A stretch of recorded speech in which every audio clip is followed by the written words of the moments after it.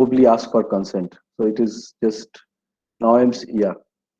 So is it asking for consent? No, sir. So that I So don't know. So it said that you should ask for consent. I thought it would automatically ask. Anyway, so it's recording now.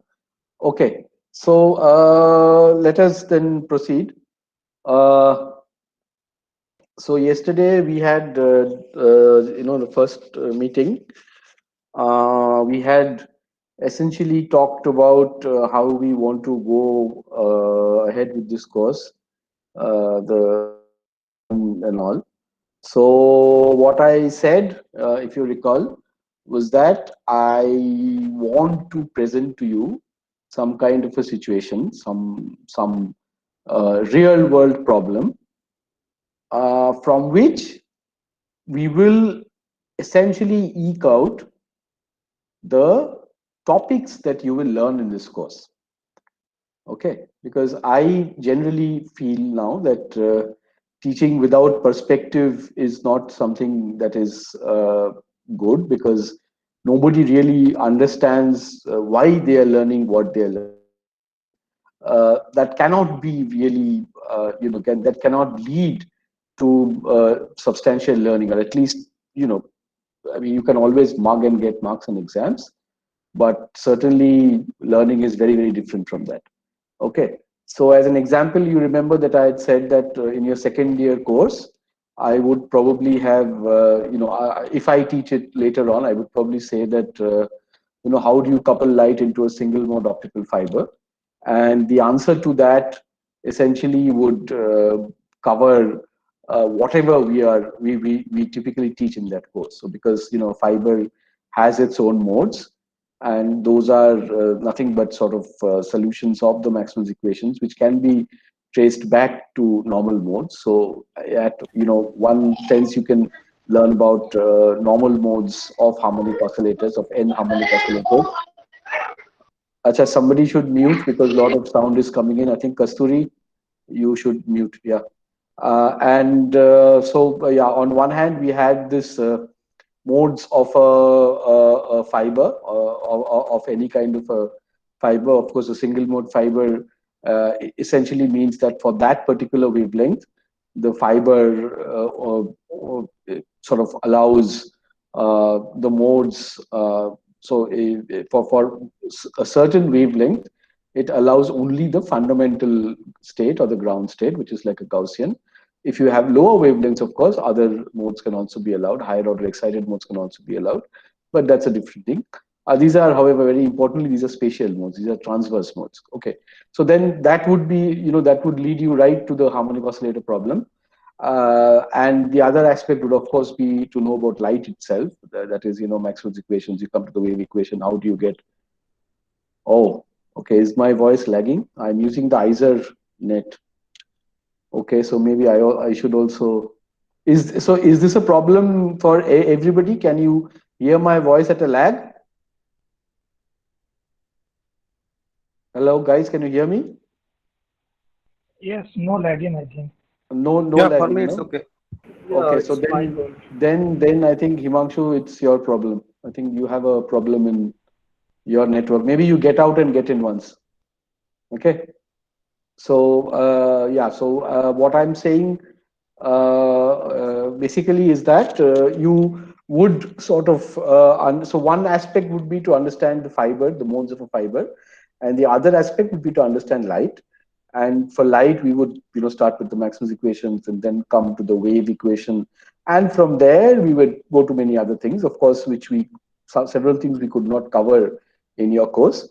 But that would be a nice approach of understanding what is that you are learning and why you are learning what you are learning, because that gives a perspective which is very crucial. So in fact, I was just talking to Jeevan. Jeevan is your TA, by the way. So both your TAs are there today, Bishwajit and Jeevan. So Jeevan, just maybe show yourself so that everybody sees you once. Yeah, so I was just talking to Jeevan, and what it's like, it is similar to sort of saying that if you have a textbook, particular textbook that you're following for a course, then what I am proposing to do is sort of starting from the last chapter. So I tell you what the last chapter is, what you are expected to come to at the end of the course, and then sort of, explaining each and everything, explaining the necessities of, of each of the facets, which finally come to that last chapter. So that it is like, what you're going to reach, and then you sort of dig for every single brick which sort of makes the building or the edifice or whatever. Jivan, are you there? Jivan, can you hear me? Yes, yes, Yeah. sir. So once switch on your camera, so that people see you.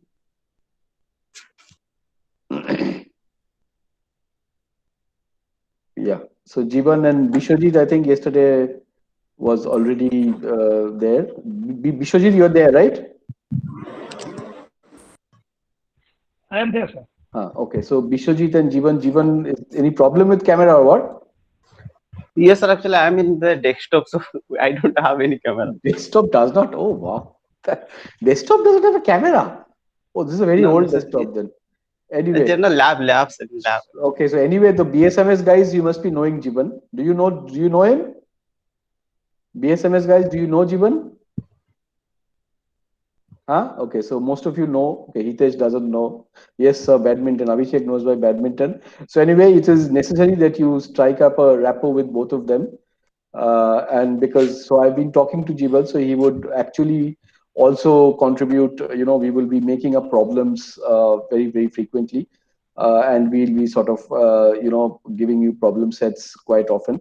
And also, any kind of doubts you have, you please ask both of them, and you can also settle for meetings and all that. I think both of them are free. Vishwajit, of course, is at home, so he has a bit of network issues, but I'm sure he can communicate well by email and maybe phone call and whatever is possible. So set up a good chain of communication And with sir, both of them.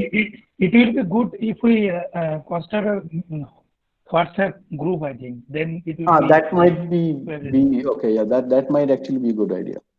That might actually be Many courses are so. following that, yeah. That might be a good idea. Okay. Okay. So maybe yeah. So can one of you form this group? I think my Yes, number sir. is there with one of you. So maybe Jiban form the group and put me there also. Okay, sir. Okay. You form the group, Okay. take all the emails and form a PH 4107 whatever advanced optics group, and we can Yes. basically that's a good idea actually. Okay. Okay, sir. Okay. So what we had thought, where we ended last class was essentially to similarly try to construct a similar kind of a situation for this course, where I give you a sort of a real life situation, a problem, where essentially you have to, whatever you have in that uh, problem, the physical phenomena, whatever is involved in that, form actually the ingredients of this course. So as I had, so can you see my screen? Can you see my screen? Yeah, guys, can you see my screen? Yes, sir. Yes, sir. Okay. So essentially, what I had asked you was, so this is basically the setup of an optical trap. Okay, I have to zoom out 1 minute. Let me connect this chap. Just give me a second.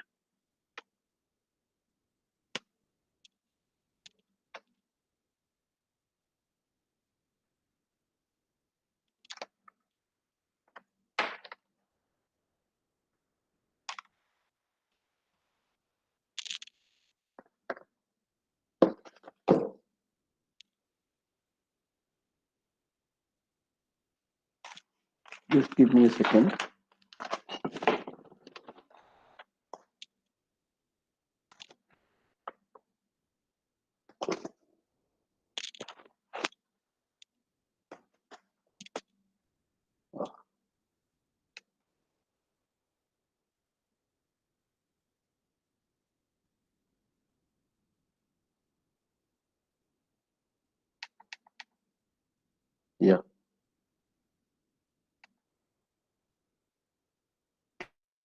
screen, whole thing now, right?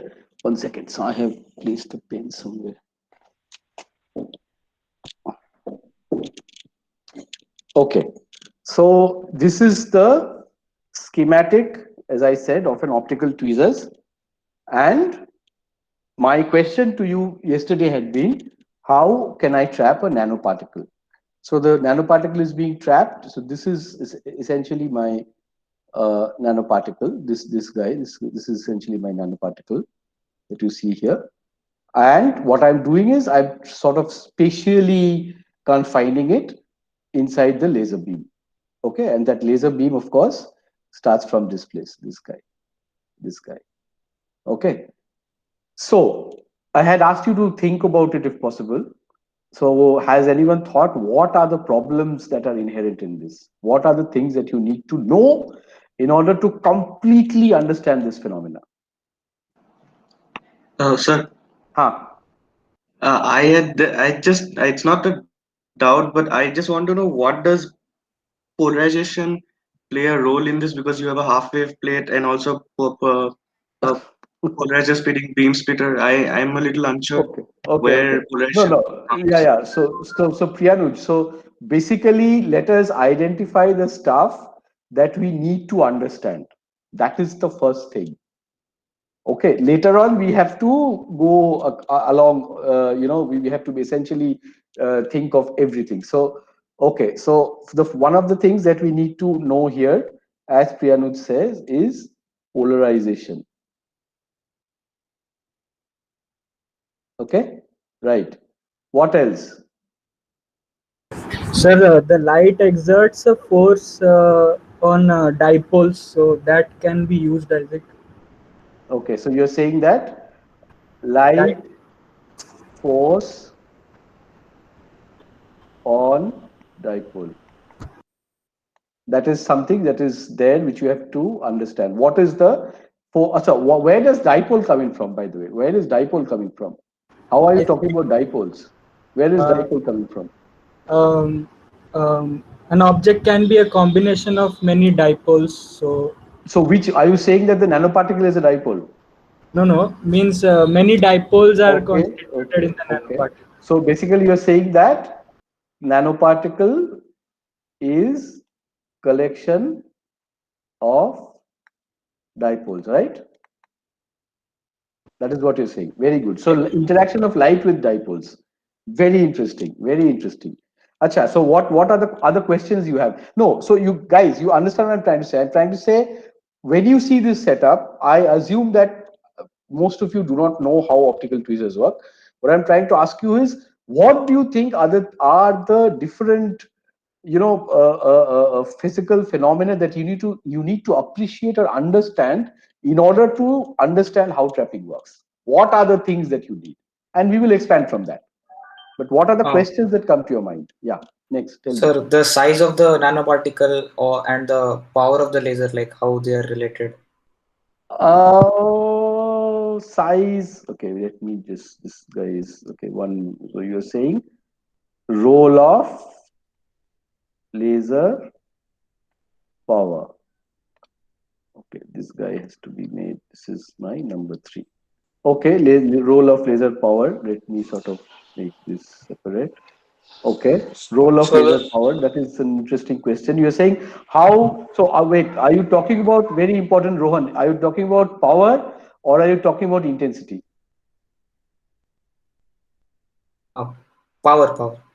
Not intensity. Which do you think is more interesting? Is it power which is important or intensity that is important? I think intensity is more important. Very good. So let me cancel this and write roll of laser intensity. But you guys are asking some very, very particular questions. Aren't there some more basics that you need to understand? Okay, Sir, can any momentum be transferred through the photons emitted through the laser? You're saying that, okay, so that's an interesting question. You're saying that, should we look at the quantum picture or classical picture, right? Yes. Okay. Sir, Ha. Tell me. Gaussian beams and Fabry-Pérot cavities. Very, very nice. Very coming in, by the way. Sir, Acha, sorry, sir.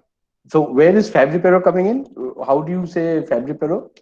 I can see a simple cavity written there with two mirrors. Like obviously, it's Which one? amplifying the beam.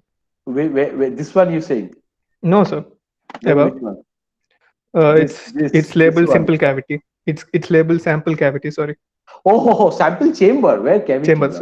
Sorry, sir. Chamber is not cavity. But you have come to a very important thing. You've talked about cavity, Fabry-Pérot cavity. So okay, so I'll confirm to you guys that let me go to it. This is not a cavity.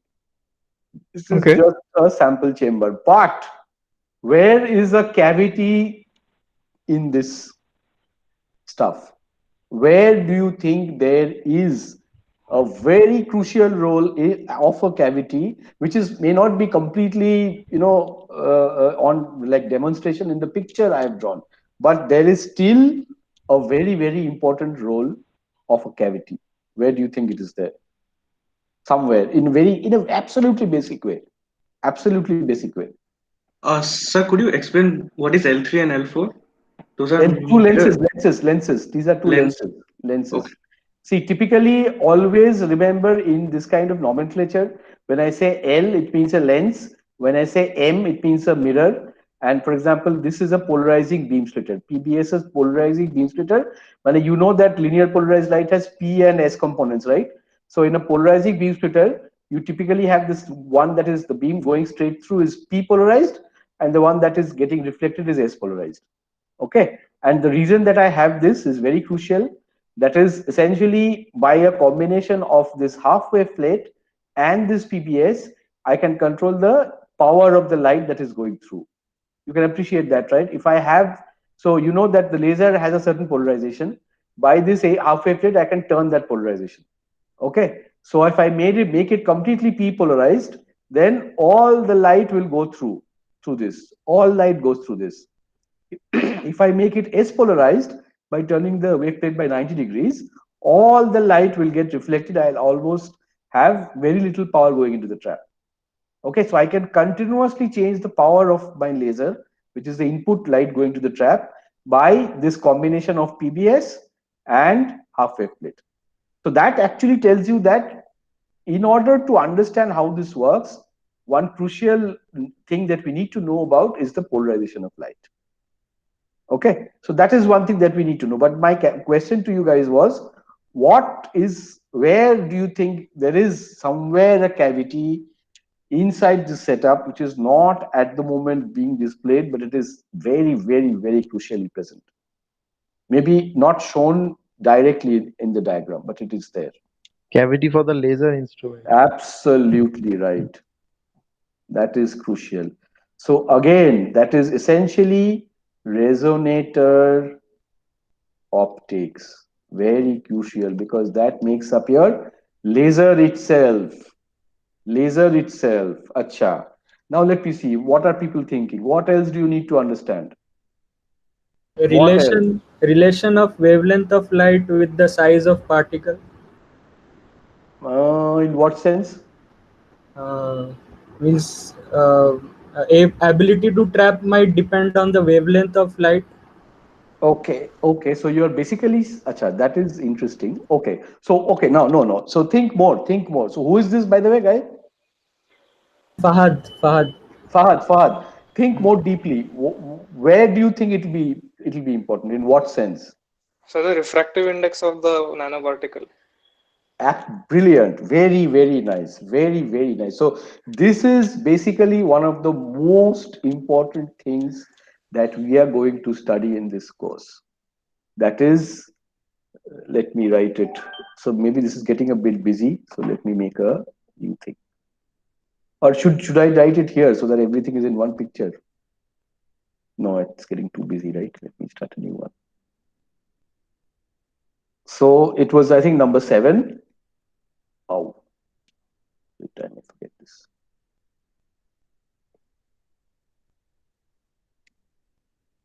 Light matter. This is the main thing, interaction. And there you have a huge number of things. Refractive index. And how do you think it can, like, what are the interesting things that may come in? What are the interesting things about light? I mean, refractive index, and like, can you just think deeper? What will the refractive index decide? Whether it bends towards a direction. How will that help? Will it transfer momentum by changing direction? Oh, properly. How does refractive So it index will go? kind of tell you how strong this thing is. What thing is? Trapping, how strong the trapping is in some sense. How? Like a very high refractive index will mean that, in the sense that it will, like if you displace the nanoparticle in a bit, it will act like a lens and it will deflect the laser beam, and that will cause a change in momentum to bring it back. Very nice. Very nice. So you're like basically saying like different refractive indices will change the angle in a different extent. Like, okay, so way you are saying you're relating the momentum to some kind of restoring force, right? Yeah, Some in kind of some restoring sense. force. Okay, Yeah. so that is something interesting. That refractive index might affect the restoring force. Okay, what else? What very crucially something else? Acha, so this is, so basically you're saying that the refractive index changes the direction of light in that sense, which means that you're talking about how the velocity is sort of affecting the velocity is affected by the refractive index. That's what you're saying, right? Right? Which is Yeah, basically the C by N in a thing. sense. And C by basically, N like, thing, change right? in momentum of the light will cause a Correct. restoring Acha, force now for the think of particle. something else. So that is which so acha, so you at least you have reached to a level where you know that refractive index is a complex quantity, right? There is a real part, there's an imaginary part. That part you know, right? Is that known? Right? So which part is this going to so which part of the refractive index is going to contribute to this? The real part or the imaginary part? The velocity of light, is that controlled by the real part or the imaginary part? What? Real part. Real part. And what about so basically this is nothing but, so change, if I just write this as change in direction of light, which is basically the change in momentum, which is the real part of your refractive index. What about the other part, imaginary part? What will it do? How will that contribute? How will that contribute? Will that contribute in any way? The imaginary part of the refractive index? Guys, what? No. What does it do? So Absolutely. So that is very crucial. So if I say that this is A, B is absorption. And why is this crucial? Which is the imaginary component of Ri. And why is this super crucial? Because what will absorption do? If the particle absorbs from the laser, what will happen? What will happen if the particle absorbs from the laser? What? No It thought? will heat. It will heat up. If it heats up, what will happen? The Brownian motion of the particle will increase. The particle will jitter about much more, and there is a big possibility of it escaping from the trap. So that is extremely important for us to learn about what sort of how refractive index matters in the case of different types of particles. So so what, by the way, I have just said I have not said anything about the composition of the nanoparticle. What is the nanoparticle made of? Any thoughts about that? And how will that be affected? Any thoughts about that? What do you think is important there about what this particle is made up of? Is that important? I mean, what do you think, first of all, what is the thought of the class about the the constituent of the particle, like its material? Is that important at all? If the Yes, sir. if the nanoparticle is a metal, then I think it can Exactly. easily have It dipoles. can, yes, but at the same time, do nanoparticle metal, metal and light. What do you know about it? Metals and light. What will a metal have? Photoelectric effect. What photoelectric? Again, you're going to quantum. No, but so here, if the nanoparticle, no, what is the first instinct when you think of light falling on a metal? What is the It thing? doesn't allow light to pass through. Very, Light very right. interaction. Exactly. So what is crucial is, let me write, nanoparticle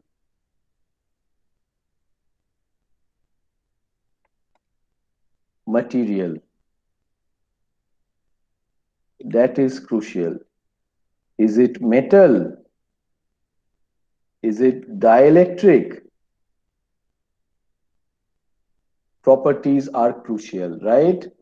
By the way, that statement somebody made, that if it's a metal, you think that it is going to reflect all the light. Is that a general truth? Is that a general truth? What? Do you think that if it's a metal, it will reflect all the light always? No. Why yes, why no? Like any material can absorb a certain part of the electromagnetic spectrum and reflect the other part. Very good, very good. So essentially, it is the optics of metals which is extremely important as a subject, to understand how this thing works. Optics of metals. As Rohan said, it depends completely on the wavelength of light that is interrogating the material. If you have, a certain wavelength at which, by the way, very good, very nice, very some other question pops up in my head. So let us go back to this setup.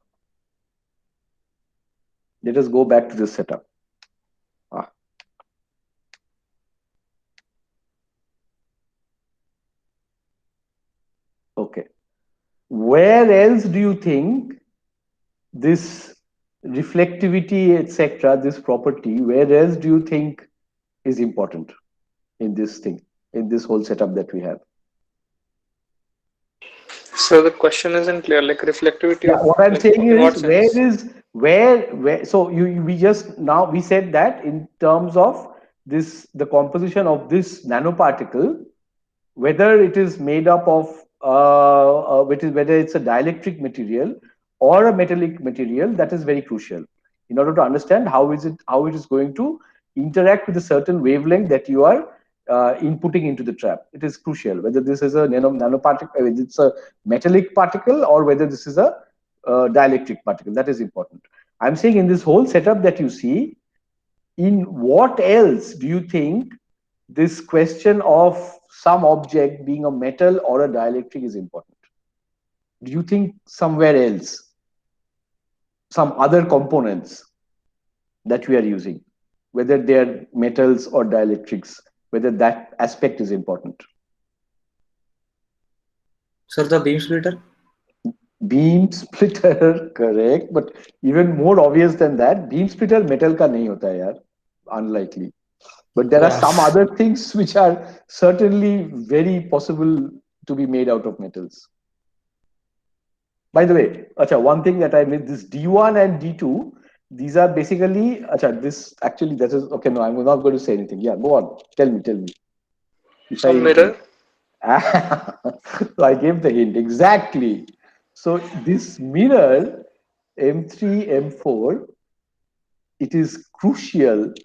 What the material of these mirrors is very crucial depending on the wave. I mean, and it is basically dependent, I mean, on the wavelength of the light that you're using, whether this metal, this mirror, the M3, M4, whether these are dielectrics or whether these are metal, that is extremely important.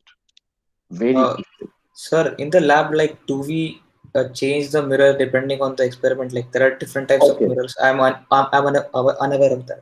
Yeah, so that is a very obvious question. And to that, I will answer actually this D1 and D2. These are essentially things called dichroic. So you can see from this setup itself, you see the green light is getting reflected. You see, this green light is getting deflected through D1, but through D2, it is passing. This red light, however, it is transmitted through D1. So what do you think this D1 is? You understand, right? You see this green light is getting reflected from D1, but this red light is getting transmitted through D1. So what is this D1?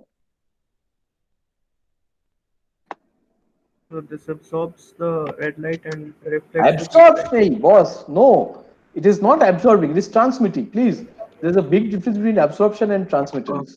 So it's a dichroic filter. Very good, very good, Priyanuj. So this is basically a dichroic mirror, we say, which is transmitting for a certain wavelength, which is say red, and it's reflecting for a certain wavelength that is green. Absorptive optical elements we absolutely avoid because they are, unless you are trying to do some measurement on that optic itself, those are complete waste in a light lab, in a laser lab, or any kind of optics lab. Because if you put some light, you either expect that that optical element to reflect the light or transmit the light. Absorbing means it's getting wasted, right? So please be clear about your terminology. I mean your terminologies. Okay, so there will be either reflection, like this is reflection, or transmitters, which is this much. So this is again something which is extremely important. So as Rohan asked, typically mirrors, so metals, for example, so metals have very broadband reflectance. So beyond a certain wavelength, metals are very highly reflecting. Okay, whereas, so however, there is a limit. For example, gold or say aluminium or silver, the maximum reflectance you can get is about 98%. However, you can actually make dielectric mirrors where you can actually make certain stacks of dielectrics of different refractive indices where you can get even like 99.5% reflectivity. But big but is that is only for a certain range of wavelengths. That's not for all wavelengths. Metals, however, have the trade-off of having pretty high reflectivity for a large band of wavelengths. So many cases we do prefer metals, especially for our work where 97, 98% is good enough. We mostly use these metallic mirrors, silver mirrors or gold mirrors, which reflect a lot, most of the light that is incident on the lasers. Okay. So essentially we have, I think, so we have actually sort of honed into most of the elements that we are going to cover in this course. Okay, which is very good. I like you guys, you're thinking nicely. And I think we are now in a position to basically, I mean, you yourself have found out most of the syllabus. Okay, and I am now going to summarize that. So the first thing we are going to study, as was in this picture itself, was how light interacts with dielectrics. Interaction of light with dielectric material. By the way, so there is, so I'm just going to say course content. So by the way, does this remind you of something, this interaction of light with dielectric material? Something that I guess you guys have done. I'm sure I know you guys have done. Some stuff that we have studied already. Very interesting phenomena that happened here. Fresnel equations? Absolutely right. Fresnel equations, then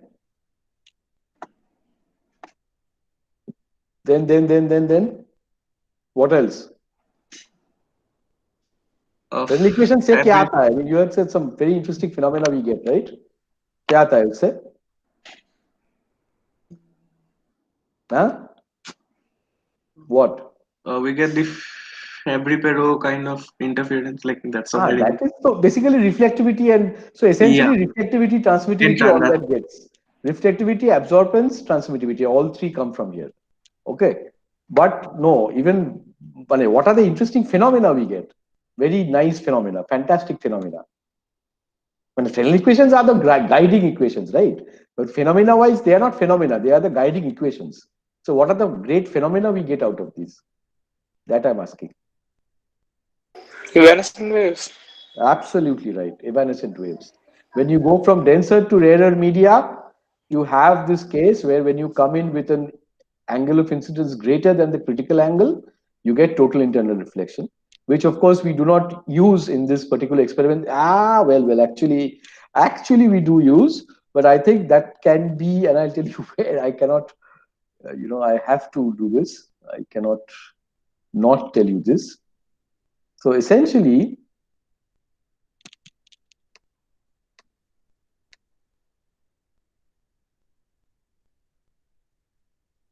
what is this object that you see?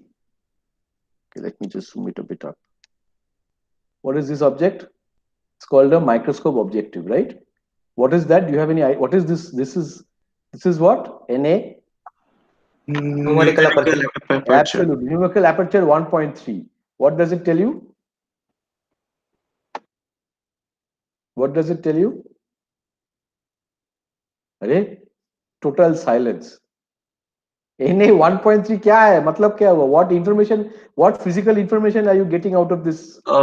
I think this was something related to it equal to n sine alpha, which tells how big the hole is. Or something.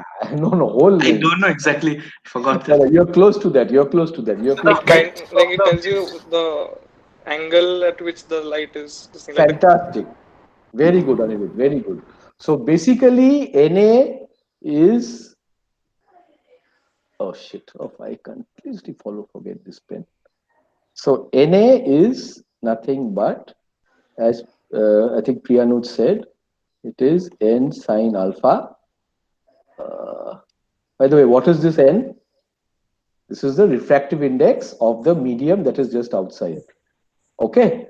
So if I have, now comes to this problem. How on earth can I get 1.3? How on in heaven's sake am I getting 1.3? Huh, guys? So refractive index is higher. Absolutely. So this n cannot be air. So basically what we have in this region, we do not have air. We have something called an index matching fluid or oil, immersion oil. It's called, let me go back. It's called immersion oil. And the refractive index of that is typically 1.5. Okay, 1.516, which is matched with the index of this cover slip. So this sample chamber that you see is essentially two cover slips. Two cover slips, microscope cover slips that I'm sure all of you have heard of or seen. Both are, so typically the index of this and the index of these are matched. Okay. Now, sir, like if you have to put oil to like make it use Like since the numerical aperture is greater than 1.3, why can't we make the microscopic objective which has already numerical aperture less than 1? Less than 1, so you can easily make. Okay, no, but wait. Rohan, you have to appreciate what use. So as Anirudh said, why do I want a large numerical aperture?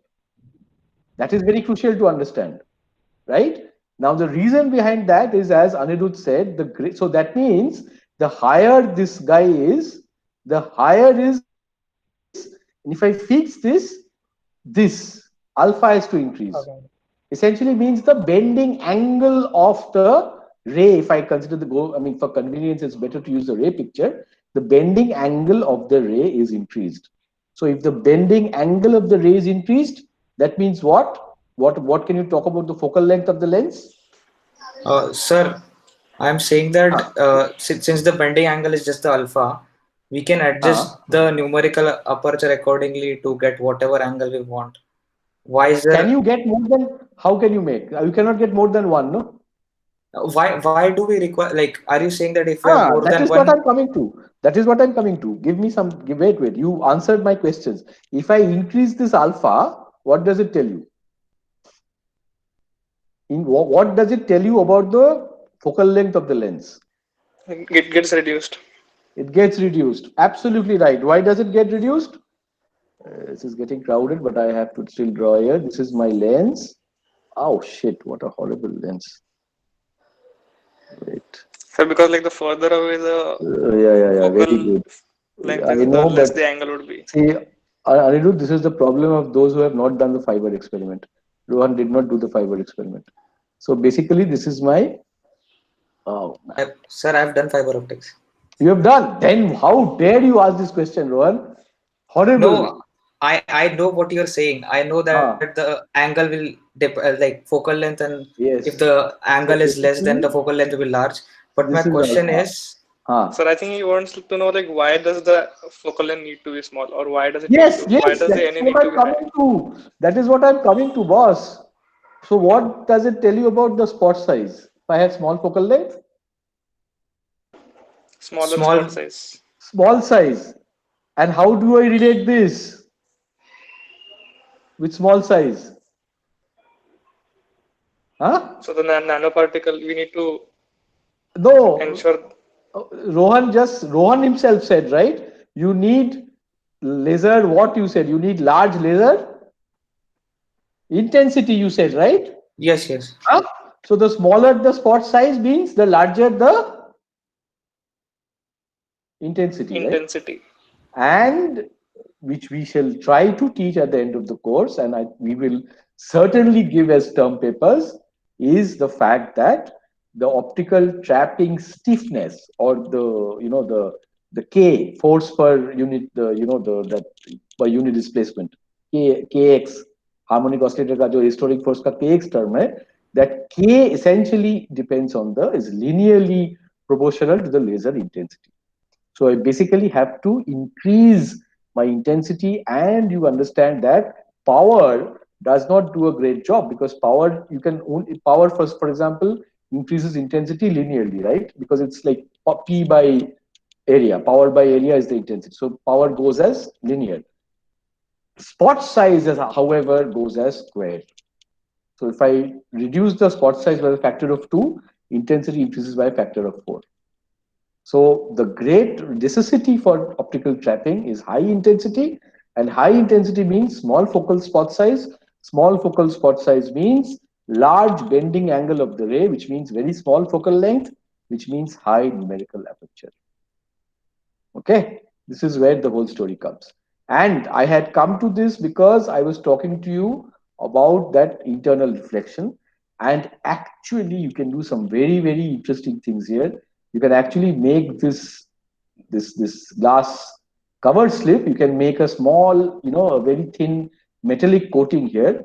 And then, because this is actually focusing very, very tightly, as we say, very small spot size, so you actually have a very large range of K vectors. So that also will, I don't know whether we can study in this course, but in principle, that means you can say that because, K vector essentially it's like, it is essentially how the ray bends. It's just like momentum, right? So momentum matlab ki how the ray is bending. That is what we decided.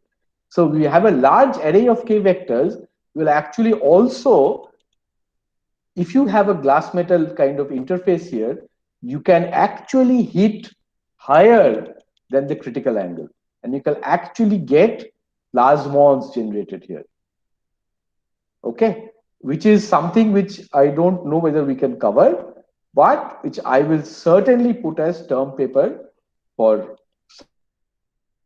which it will be a possible term paper.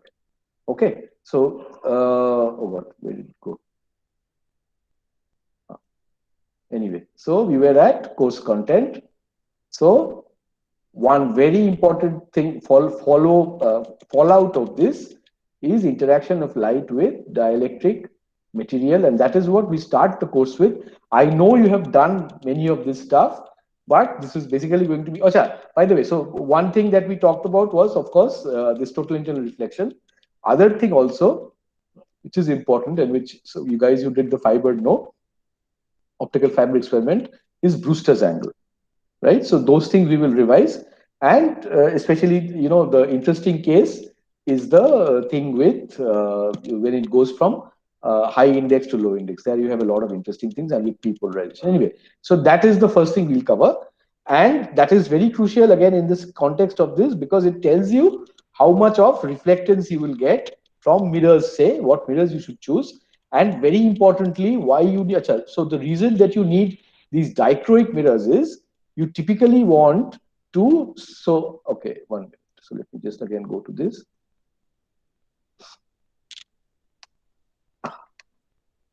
Okay, so how do I have a particle trapped here. I want to study it. So one very important means of studying it is so some light goes and hits this particle, right? So you also have, so none of you told this, I expected this answer to come as well. So light is scattered of this nanoparticle, right?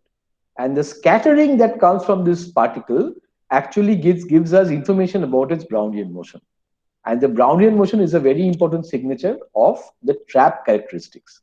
So the Brownian motion that goes in this direction essentially is something that, so we typically have, as you see, we have another laser. Okay, we have another laser which we pass through this. This is actually, this dichroic allows it, and it goes through this.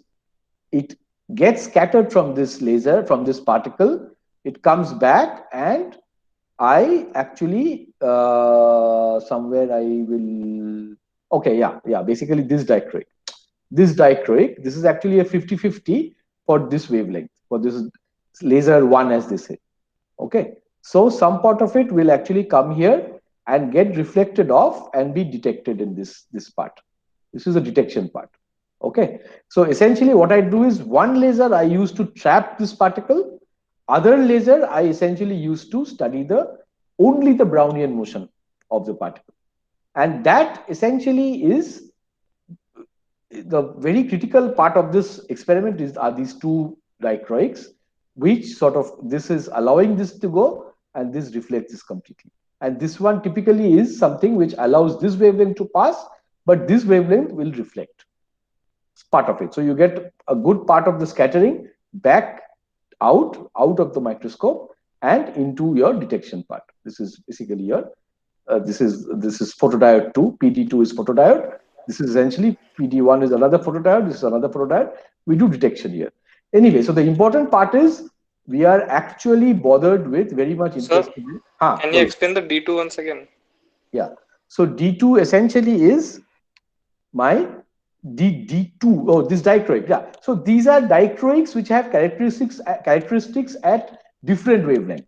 So you see, D1 allows red to pass and reflects green completely. D2 allows completely allows D2 to this green to pass. Whole green it passes.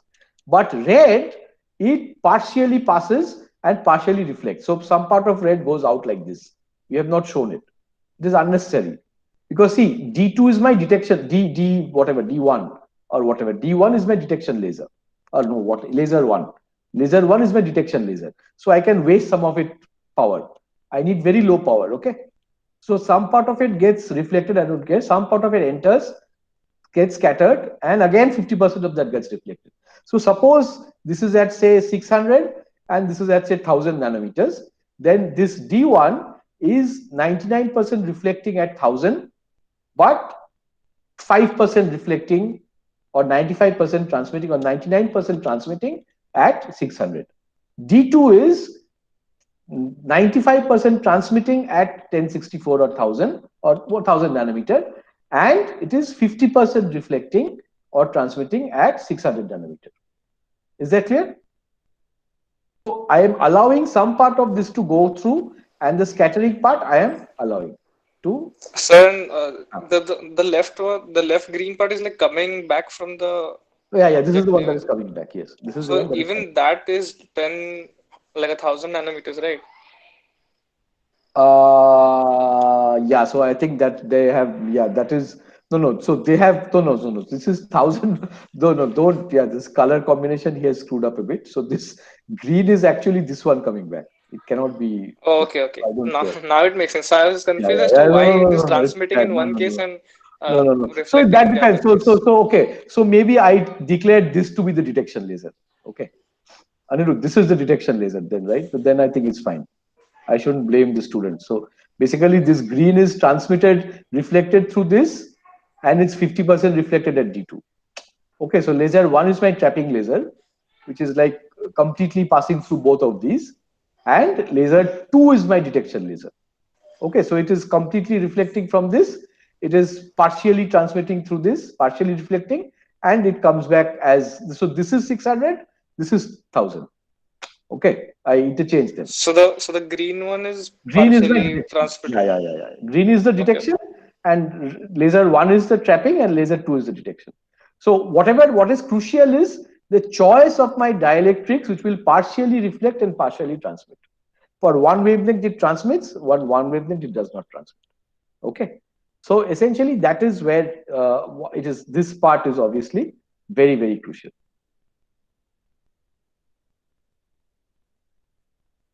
Okay, so the next thing that we study from this, of course, which we will study in the course, is the optics of metals. So metals are crucial, and one very direct thing that you can understand. So you guys have heard of skin depth of metals, right?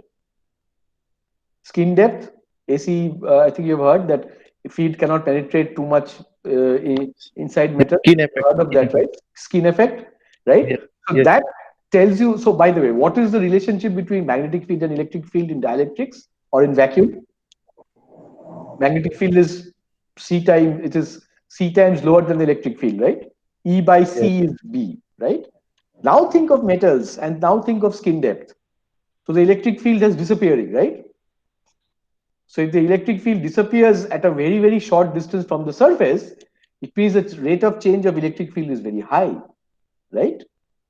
Which means that the magnetic field in a metal is very large. Which basically means that the optics of metals is completely different from optics of dielectrics. Okay, so this is what we're going to take up second. After that, we are essentially going to look at dispersion, which is a very, very important thing, and which gives you one of the most important things that we are going to study in this course, that is the Kramers-Kronig relationships. Any clue of this? Anybody has heard about this? Anybody has heard? Silence. No, right? Okay, good, not bad.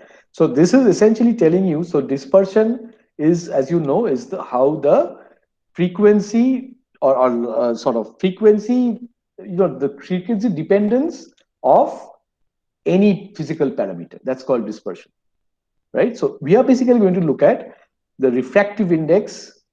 We know that it's a function of wavelength or frequency, and very crucially, it has a real part and an imaginary part. So the Kramers, and fascinatingly, absolutely. So what is the real part and the imaginary part doing? The real part essentially controls the velocity of light, the momentum exchange, whatever you say, when light interacts with matter, that is what dictates this kind of momentum matching things and all. The imaginary part is the absorption. So one is essentially it dictates how. So basically, when you are actually suppose you are in the harmonic oscillator, when you are coming it with a driving force. Okay, so the real part takes care of what? The resonance. The resonance frequency, at what frequency of light you will have, the resonance coming, that basically comes from the real part. The imaginary part tells you what happens to the absorption. Okay, so the reactance, that comes from the real part. The absorption comes from the imaginary part. And somehow there is a fantastic connection between the real and the imaginary part. Basically, in Fourier space, connected by Fourier transforms. Yeah, and this is also somewhat, you can sort of intuitively argue, right? That time and frequency, they are like opposite to each other, right? They are connected in the Fourier domain. So similarly, when you have this reactance and absorption, they are also kind of related in the frequency domain, and they are sort of so basically you can understand the response of a particle, how it will respond from its dissipation or absorption. Suppose what happens at times is that the response is at very far different frequency, at very far sort of, the absorption, suppose, is at very deep IR or something, where it's difficult to get sources. But you can actually find out from the response itself where the absorption will be. So these are very fascinating things. The response of the particle comes from the real part, and the absorption comes from so what is called response or not, we'll actually look at it very thoroughly. But it is essentially a relationship between the real and imaginary parts of the refractive index. After this, we will come to another crucial aspect of this thing that we looked at. That is, we were looking at polarizing. You have these polarizing beam splitter, you have your half-wave plate, all these, right? So what kind of materials are these? Optical materials, what kind of materials are these? Guys? Absolutely. These are anisotropic media. This is where we look at, so polarization, everything we will look at, and we will also look at polarization, etc., and anisotropic media in detail. Then we come to so this is essentially interactions of light with matter. Then the very crucial part is, we are talking of focusing. We are talking of how, light. So for example, I'll just again come here. Why do you think we have these two lenses? What do you think is the role of these two lenses? Any idea?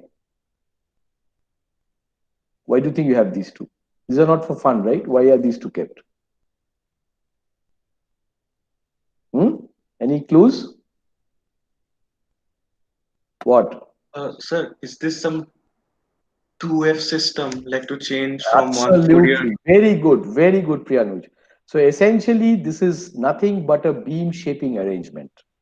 In the sense that, see, my target is to come to this very, very low focal spot.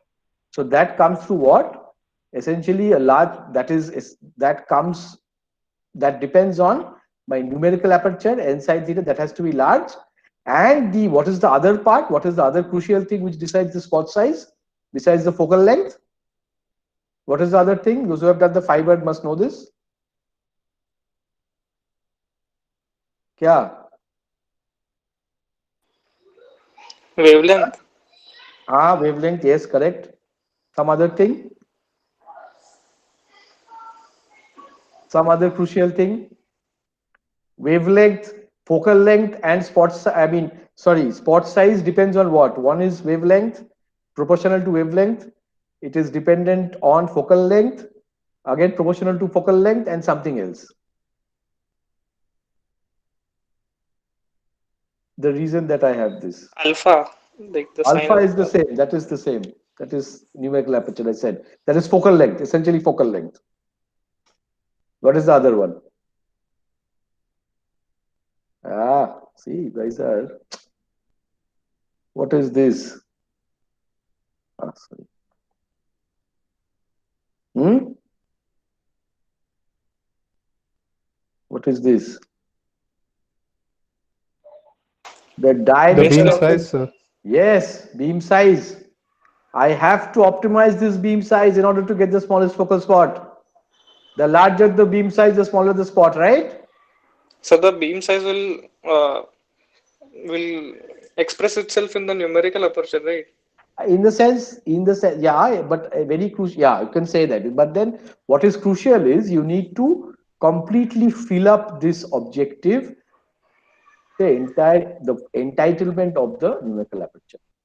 If you have a beam which is smaller than this thing, then you will be actually not getting the entire numerical aperture that this lens can provide. Is that clear? So essentially, I want to make this optimum beam size so that I can get the full numerical aperture that this lens can provide. So that is set by these two lenses. I basically make this is called, we backfill the aperture. It's a technical term, but essentially I make the beam size of an optimum value so that I reach this entire, the entitlement of this 1.3 I can actually reach, right? So that brings me to the whole, design of this. This is all Gaussian beams. So we need to study Gaussian beam optics. And that is something which is extremely, extremely interesting. And which is basically first question that comes to you, which we had again done in that fiber this thing, is what is a beam, right? It is not a plane wave, right? A plane wave cannot be the solution of a beam, right? So we first need to define what a beam is, and then from there, this thing is now not working anyway. So, oh man.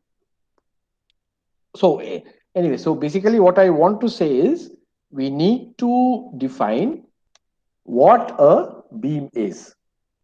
And if I want to define a beam, there are, as again, people who did the fiber experiment know, that it is, we talk a lot about things like, the wave equation. The plane wave is not a solution. It cannot give us a beam. That whole thing that we taught in fiber optics, that essential thing. But along with that, what is very important is to understand what it takes to increase beam size. How do you do that? How do lenses work? Okay, so basically things like,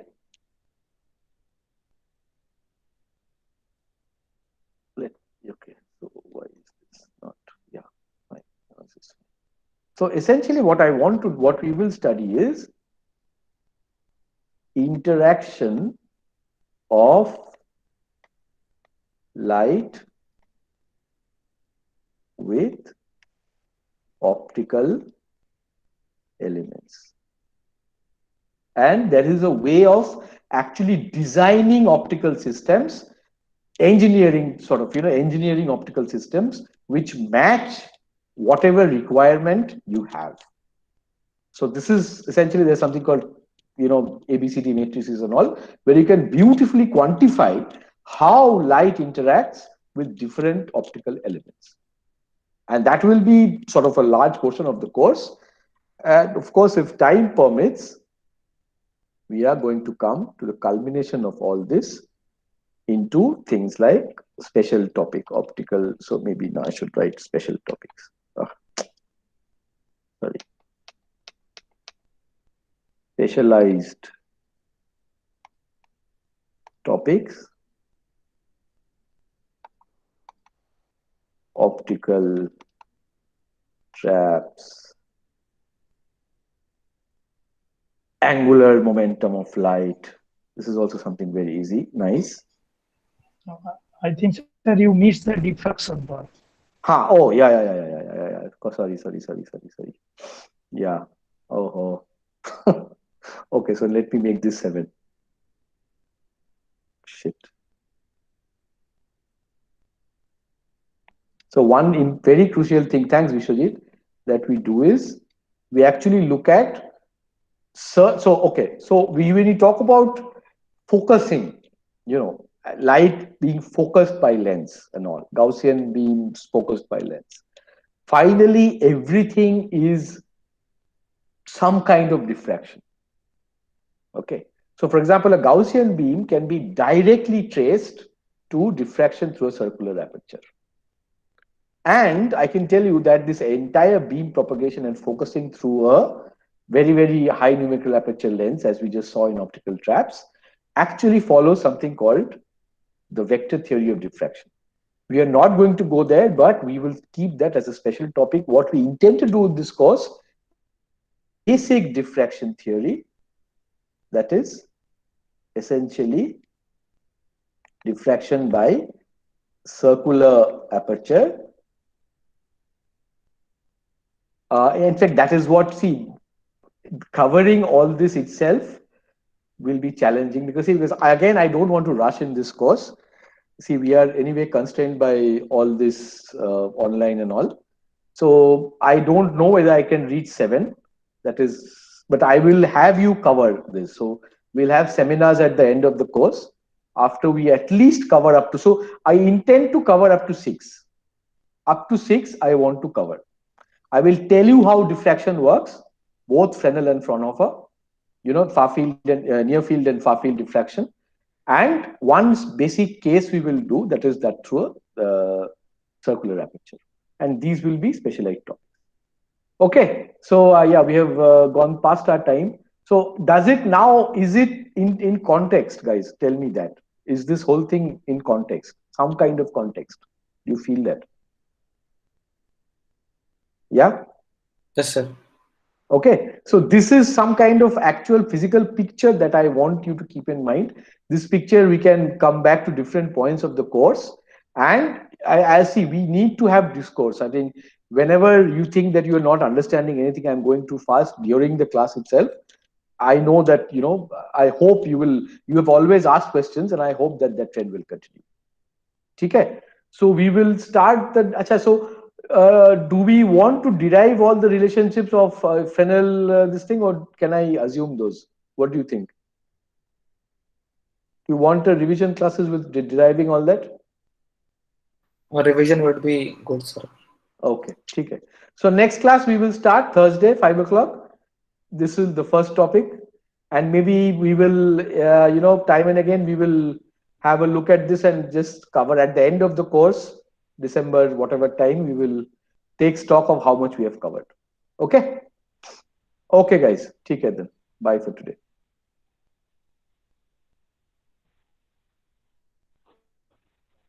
Take care. Bye. So meet on Thursday.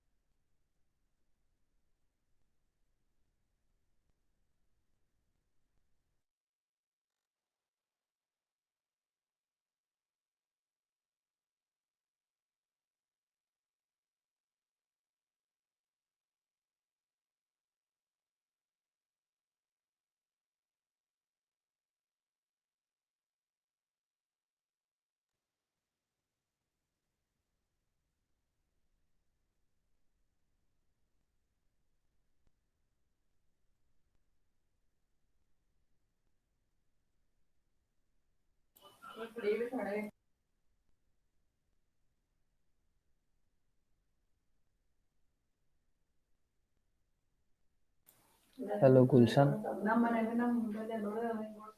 अरे गुलशन, हाँ भाई बोल। क्या चल रहा है भाई?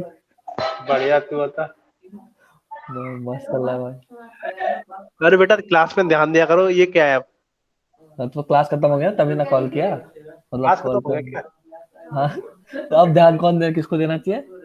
छोटू तो भैया। क्लास में ध्यान देना चाहिए ना, मैं अभी क्लास पे ध्यान दे रहा था, करा गया क्लास। और क्या आप बताओ? क्या पढ़ा आज? अबे दे लेते ध्यान थोड़ा। क्लास कुछ नहीं भाई, अरे वो कल दिखाया था ना ऑप्टिकल ट्वीजर वाला फोटो, तो उसके एलिमेंट्स एक्सप्लेन कर रहे थे। अब बोले कि ये पढ़ेंगे हम लोग। ठीक। ये सब अच्छा है। ये कौन है भाई? चलो ये आ गया, चलते हैं बाहर, निकलते हैं। चला के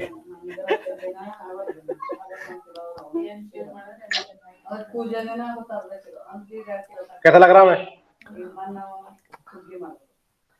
लग रहा होगा, लेकिन ये तीसरा बंदा आ गया भाई, इसको हटाओ, इसको हटाओ। मैंने टकला कराया था कुछ दिनों पहले। वो वही टकला, मतलब रोज कराते रहो, चिकना रखो, वो कूल लगता है यार। चलो ये तीसरा बंदा कौन मजे ले रहा है, इसको निकलते हैं पहले। वो ऑफलाइन होगा शायद, मतलब ध्यान नहीं दे रहा होगा। अच्छा निकाल सकते हैं क्या? नहीं, इसके लिए ऑन सर्च चाहिए। चलो ठीक है, मिलते हैं अगली क्लास में। चलो मिलते हैं, बढ़िया भाई। चलो बाय बाय। बाय भैया, बाय। सब बढ़िया ना?